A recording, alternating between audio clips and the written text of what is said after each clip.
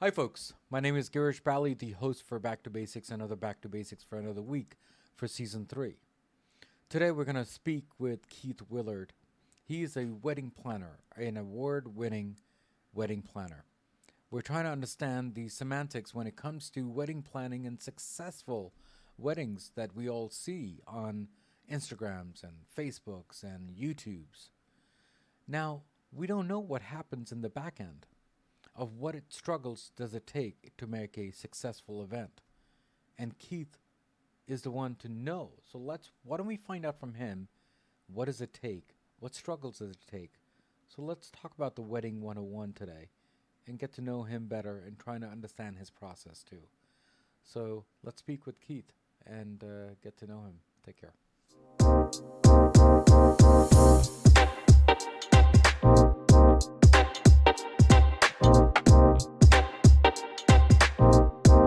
My name is Girish, the host for Back to Basics. Thank you for coming to Back to Basics. You know, earlier today we introduced Keith Willard to the show, and we're finally here. And we're going to talk about Wedding 101 as I explained on the intro. So, why don't we just stop talking right now? Let's talk to Keith. Let's try to understand who he is, and what is he all about when it comes to Wedding 101. Keith, how are you? And thanks for coming to Back to Basics. Oh, welcome. Thank you so much for having me on the show. I'm excited about talking about this because, basic wedding 101 I feel like it's something that not a lot of people get to talk about before they get into the process of actually doing a wedding. Yeah, And many times couples don't know what they don't know. they And so don't. you're right. So if I can give a little bit of information to help people, start that journey, I'm happy to do it. So before we start, Keith, about this whole episode about Wedding 101, Yes. what does Back to Basic mean to you before we start? I mean, in general, if it's back to basics for me as a person, it means get rid of the BS, go back to your basics, go back to your core beliefs, trust in your gut, get rid of the fluff, right? And Okay. I think when it comes to weddings, it's very similar. It's like I have this thing where I tell people about this anticipated experience, Hmm. and most couples get into this mind something and because I don't want to cuss, but they get into this mind thing where they of course my dogs are talking, where they start thinking about, like, oh my goodness, my guests are expecting like a 4-course meal, my guests are expecting a 20-piece band, my guests are expecting us to be at a 5-star resort. And I'm like, no, they're not. Most people, when they're thinking about going to a wedding, think, oh, I'm going to watch somebody get married, I'm going to have some cocktails, they're probably going to feed me, and I get to dance. Hmm. And so back to basics for that part is what I mean about that. Yeah. Get back to the basics of, like, what does a wedding truly mean to your guests that are coming? And then the rest of it is fluff. Yeah. So, why spend the money on it? Of Or be course. smart about the money that you spend. How about that? That's so true because it does get expensive when it comes to weddings. And thank you again for answering the question. And thank you again for coming on the show. Yeah, thank you. So let me ask you this. You don't know this, Mm. and everyone else knows it for last season 1 and season 2, whoever is following me. I am a professional videographer and a photographer for weddings. Oh, So I know exactly what suffering you're going through when it comes to wedding planning. But I'm in the back end trying to see if the photo shoots are going to be good for the right.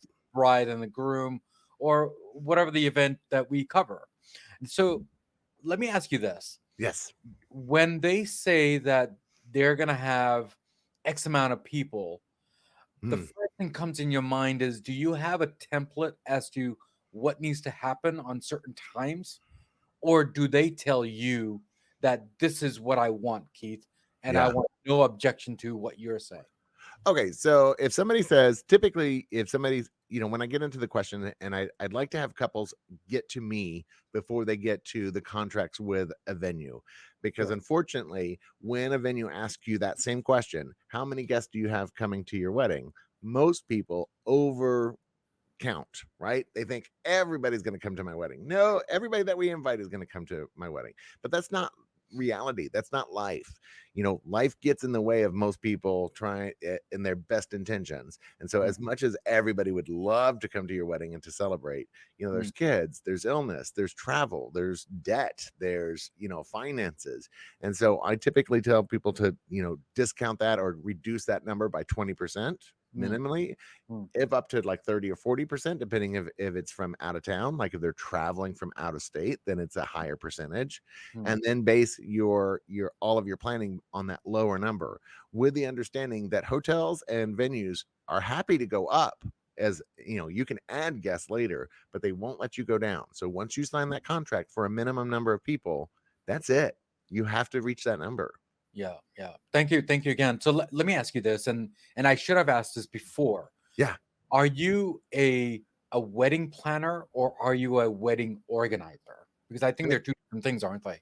Well, I mean, I do both. It depends on the needs of the client. So I have some clients that need full planning, that and most of them are destination weddings. So about half my clientele are from out of state coming to South Florida, and so they obviously time is neat. They don't have the time to be able to travel to come here to South Florida because they're in New York or they're in California.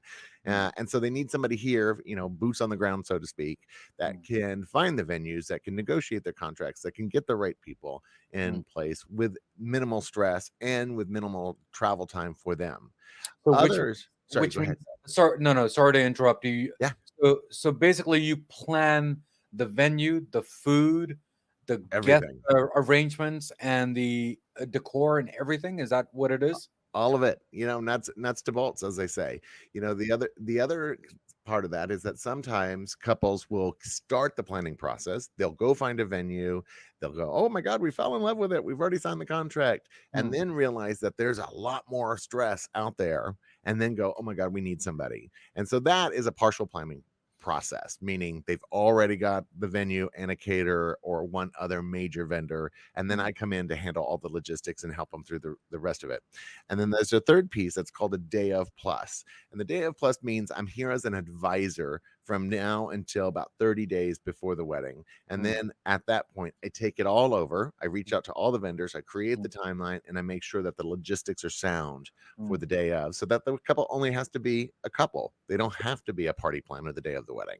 And so those are three very different kinds of planning. So I mean, I understand the logistics, having a coordinator, quote unquote.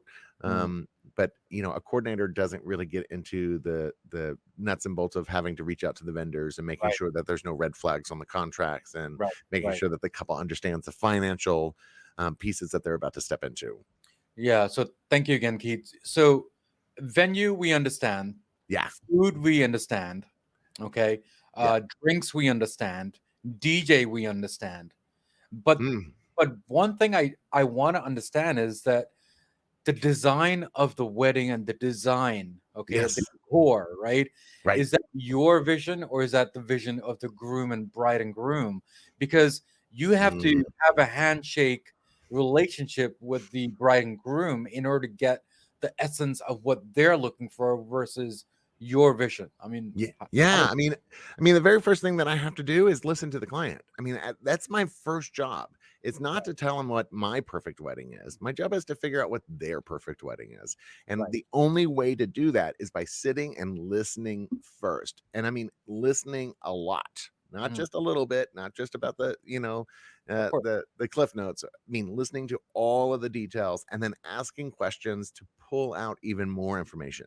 It's amazing how many couples go into this and they go, well, we don't really know what we want. And then after I ask a few questions, it comes pretty apparent that they actually do know what they want. They just didn't know how to say it, or they didn't know how to bring it out. Now, when you say we know about food, one of the things that I find is a major problem when it comes to couples talking about food is they don't really understand minimum versus actual cost.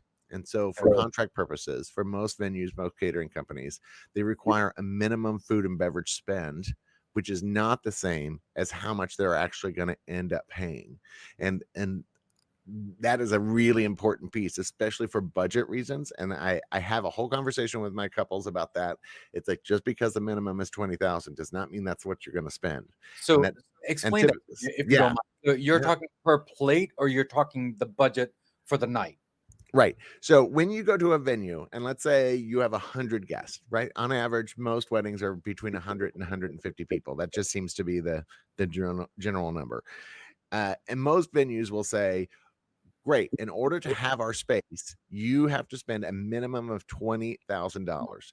It I doesn't see. matter how many guests you have to spend it up to $20,000. Mm, Now, if their per person plate is 180 or 220 or 340, and you multiply that by 100 people, you're going to beat that minimum, that $20,000 minimum, with no problem. But mm, then there's also service charge and tax.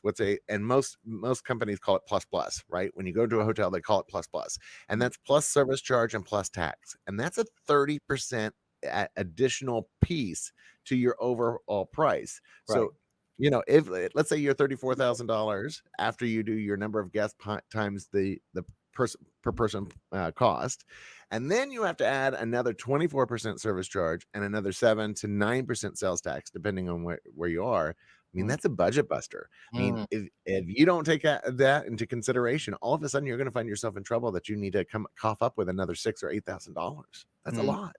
Yeah, yeah. But Keith, but thank you again for explaining that. But Yeah. you know, when I said earlier that banquet hall is ready made, food is ready made, but actually, if you think about it, right, Right. food is the main thing for the whole event. Drinks are the whole event. Yep. The DJ is the whole event. So I Yep. think these three main things can make and break the party. I mean, what are your thoughts Yeah. on that part? I agree. I mean, there are, typically I say that there are 5 pillars to a wedding, right? Food, venue, catering, um, music, photography, florals. 5. If you have those 5 pieces, you have a wedding. And then everything else is the fluff that you want. What kind of linen do you want? What kind of chairs do you want? What kind of florals do you want? But if you have those 5 basic pieces, you're going to have a wedding, and it's going to be amazing, right? Um, I think that it's one of those things that I just got lost. I was getting into the whole process of, like, what people need to really pay attention to Yeah, when yeah, they're talking about a wedding. I think that if you have those 5 pieces, yeah, the DJ is a solid thing throughout, but then there's a couple of different types of DJs. Do you want a DJ live, which is a DJ with 2 live instruments? When you talk about the floral component, do you want it low or tall? What kind of flowers? And then, of course, right now, flower prices are all over the place, and so you right. sometimes want to give your florist some options, some flexibility, so that they can keep you in your price point. Mhm. Because next week you could see a 30% increase in a specific floral type, and Mhm. then if the florist goes, but I still can get the white roses that are similar to that for the same price, you want to Mhm. be able to give your florist that flexibility. Thank you, Keith, for explaining all that, because I'm also a vendor, so I don't know what else goes on when it comes to an event, but I do know how much I get paid. That's a Yes. separate story altogether. So now, let me ask you this, right? Yeah. Now we know that the budgeting is, let's say 50,000, Right. okay? But when I come to that evening, Keith tells me that the balance that you owe is 80, and I'm not really ready to pay the other 30. So where did that other 30 comes from? I mean, Well, do you always tell them that there has to be a buffer?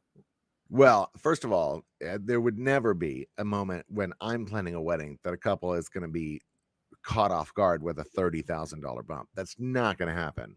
My job is to keep people in budget, always in budget, always. And so having a $30,000 extra bill, they would have known about that months in advance, months Okay. in advance. And that's because of their choices. And I would have prepped them and warned them multiple times Mm, that, look, if you do this, it's going to add another 30,000 to your budget. Are you sure you want to make that decision? mm, And so that they're very well aware. Anybody that goes into a wedding and then has that extra amount, I I feel like they've been almost duped. in a Mm, way, and I would hate for a couple to have to deal with that kind of thing. I mean, can mm, you imagine the stress that comes with all of a sudden having to come up with that kind of money the day of your wedding? mm, It shouldn't happen. It shouldn't happen. There are good planners and there are bad planners. A good planner is going to make sure that the couple is fully aware of their finances all the way through the process. It has to happen. I mean, money is a killer on not only love, but logistics, on everything. So, money has to be the thing that you talk about most often. And typically, I want to talk about that first. Get mm, that out of the way. Get the big, the B word out of mm, the way and mm, talk about the budget right up front. mm, Most it's a unfortunately it's a thing in the wedding world, for couples, that if they say what their budget is, that people are going to charge them more money, and mm. that's not the case. That's If you have an honest conversation with your planner, then they're going to be able to guide you to the right vendors that make sense for your style, for your mm, vibe, mm, and for your budget. Right? mm, We're not here to add extra money to it. We don't get anything. I mean, mm. one of the big things is I take no kickbacks from vendors. So the whole idea is that I'm only going to provide vendors that make sense for the couple Mm. financially, and that fit their vibe. Yeah, Keith, thank you again for answering that question. So, I know where you're from. You're from South Florida. So I am. now the question is that there are weddings around the states, as you have mentioned earlier in the beginning. Right. Now you don't know those vendors. You don't know who they are. So Yeah. as a couple, Right. do I give you the homework saying these are the people that I want, and Mhm. you figure out whatever you need to do, or do you give them the vendor list? It's a conversation, right? So the way I typically work is, let's talk about photographers, your world, right? And so there are a photographer is an art form. Being a photographer is an art form. So you have a vibe to you. You're moody, you're journalistic, you're poised. I mean, you're magazine cover. I mean, there are multiple kinds of photographers out there, Mm, and couples will gravitate to one or multiple kinds of photographers. So mm, usually what I start with is like a list of 6 photographers that are very different in their style, right? One loves really black and white, one loves a moody, one loves to be journalistic and in the moment. And based on who they choose, like, oh, we really love this one and this one, it tells me who they're going to like. And mm, then I take my larger vendor list and I pare it down to those kind of photographers that fit that vibe. mm, And if I know what their budget is, I also know what photographers are going to fit their budget. So mm, instead of wasting their time with mm. a photographer that's going to cost them 20 grand and they only can afford 5, I'm going to only give them the photographers that are in that $5,000 budget that also fit their vibe. But So, that's my job. but Keith, with that example, thank you again, by the way. So, with that example, there are a lot of studios like myself, Yeah. okay, that Yeah. I want couples to come to the studio to see that if they fit for us and vice versa, because I Right. want to make sure that three of us, right, are having a great chemistry when we do the photo shoot, when we do the video shoot, when we do Yeah. the wedding, Yeah. the reception, or whatever. It's So, important. so how do you figure that out besides the budgeting part? Budgeting is Uh, definitely important, but the chemistry also is as important because that is your lifetime video or photos towards the end of the day, right? I mean, Well, I've been in this business for 20 plus years. I was the president of NACE, which is the National Association of Catering and Events for South Florida. I mean, I know the players, I know their personalities. Before I was an event planner, I was a director of catering for Ritz Carlton and Hyatt Regency and the One. So I have experience with a multitude of vendors and I know their personalities. And mm, so if I know what my personalities of my couple are, I'm actually going to take that into consideration with who I then connect them with to make right. sure that they're going to vibe with each other. Mm, If I have a photographer that is hardcore barking orders, and there are those photographers out there, and I have a couple that is A type and do not like people barking orders at them, I'm not going to connect them. sure. I see like, oh my god, that fireworks everywhere all over the place. And then the other thing is that I would introduce them. So once they choose, and usually I say, pick your top three photographers. I then figure out if they're available and then work on their proposals. And then I do a meet and greet with all three photographers. And so Mm. then they know, they're like, oh, I really like, Erica with Light Sky Photography, Curtis Smith with Curtis Smith Photography. They're going to tell me who they really liked Mm. working with and who that meet and greet with, and then I then start working on cost and making sure that I get them the best deal as possible, as much as possible.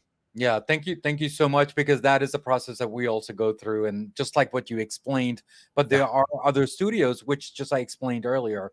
So thank you again for that. And by the way, I do destination weddings, so keep me in mind for that. absolutely. Well, Okay, so and it's sad because there are turn and burn companies out there, and I just, I mean, a turn and burn photography company is great for some, but I find there's such a personal relationship between the couple and the photographer.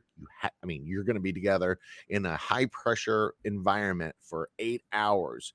You mm, got to be able to get along with your photographer because they're going to be guiding you a big portion of the day. because it's a storyline that you need to come up with, a storytelling of the video or the Yeah. photo or whatever it is, right? I mean, uh, there was a wedding that we did that they wanted a full season of their photo shoot. So basically, we were with them for almost a year with them till they Wow. for next year. So it's one of those things that people they Wow. want to cherish It's a that lot. project, and then that's just what it is. So thank you again, Keith, for That's explaining that. incredible. Before we let you go, can we explain who Keith Willard is, if you don't mind, and what does he do, and what are you all about? I mean, I know, Mm. but not everyone else knows, I guess. Well, I think that my job is to be the guard dog, so to speak. I'm here to make sure that my couples understand everything that it takes to plan a wedding. And I do not sugarcoat stuff. I mean, there is no reason for me to put fluff into the wedding planning process for a couple. They need to know the ups, the downs, the red flags, the good, the bad, all of it. And by taking that stress off of them, by making sure that I'm going to take care of them through the whole process, allows them to revel in the joy of planning. The happiness bubbles up to the top as long as I take care of the stressful pieces and the logistics, and I'm protecting them, and that I'm informing them Hmm. all the way through it. And Hmm. that's who I am at the end of the day. I want to make sure that my couples have the best day of their life, and their only job the day of the wedding is to be a bride, a groom, or be ready to get married. Let's just put it that way. In that moment, to be ready to get married, they should not have to worry about final payments. They should not have to worry about so and so not showing up, or the linens being lost, or because that's my job to put those fires out. Hmm. And I feel like a good event planner should be able to take care of all those pieces and parts. Yeah, absolutely. Thank you again, Keith, for explaining all that, and I've learned a lot. I mean, I knew most of the stuff because I I know, am. but I feel bad because I feel like we just scratched the surface. There's just so much to talk about when it comes to weddings. I just love it. I Yeah, mean, yeah. obviously, I No, do. we can always do a part two of this wedding planning 101. So we'll make that 102, or maybe a 2.0, Well, I really. mean, think about this. I mean, we haven't even talked about room blocks and talking about attrition rates, because a lot of No. people don't understand that. They don't understand the red flags that come up with, vendor meals. I mean, that is a big piece that a lot of people don't even talk about, is vendor meals. If you have a vendor that's with you for 8 hours, it is expected that you feed them at Mm, some point. And a lot of couples don't even know that. And it's a part where the hotel will charge a pretty fair amount of money per vendor, like mm, sometimes 75, 100, or $150 per person. If you mm. have 12 vendors, that adds up quick. The Yeah, couple needs to know about that ahead of time. yeah, yeah, yeah. Wow, that's great, Keith. Thank you again for coming to Back to Basics. But before you leave, Yeah. uh, let me ask you this: how was your journey on Back to Basics, and do you have any last words for all the Back to Basic listeners and viewers? I mean, you made the process super simple, and it was such a joyous conversation, and I love the fact that it was straightforward and honest. And I think that as long as you give people some basic pieces and give them at least some information that they can then question off of, you're doing a service to the community. So yeah, I love it. Yeah, thank you again, Keith, for coming here and supporting me on this small podcast that I have. And Mm. I would love to have you again if you don't mind Oh, for I would love it. 2.0 for Back to Basics, if that's okay. I would love that. Absolutely. I think that, wedding planning is hard, and there's a lot of people out there that just can't really afford a wedding planner many times. And Mm, so it's important to get that information out to them so that they make choices based on education, mm. based on knowledge and not hearsay. And Yeah, that's you're doing a good job of that. So awesome. Thank you again, Keith, for coming on Back to Basics. thank you. It was awesome. So, guys, we spoke with Keith Willard and we talked about the basics of the wedding planning 101, that is. Now, Keith is in the business of wedding planning. I'm in the business of making memories by taking photos and videos. It is a very tough job, and it's one of those things that we want to cherish each and every step of the way for these bride and grooms, or I should say the couples, just to enjoy their evening or their day or whatever the location that they're in. Because all the stressful stuff, that's what me and Keith does at the end of the day. Now, as usual, as always, there is a quote of the day from Back to Basics, and hopefully Keith will enjoy that quote of the day. The quote of the day, whenever it comes up, is if you are going to plan a wedding, then a certain amount of suffering is not a choice. Guys, as usual, as always, what do we always say at the end of the episode? Everything in life goes back to basics, and that's what we did today, guys. Guys, take care, God bless, and I'll see you next time on Back to Basics.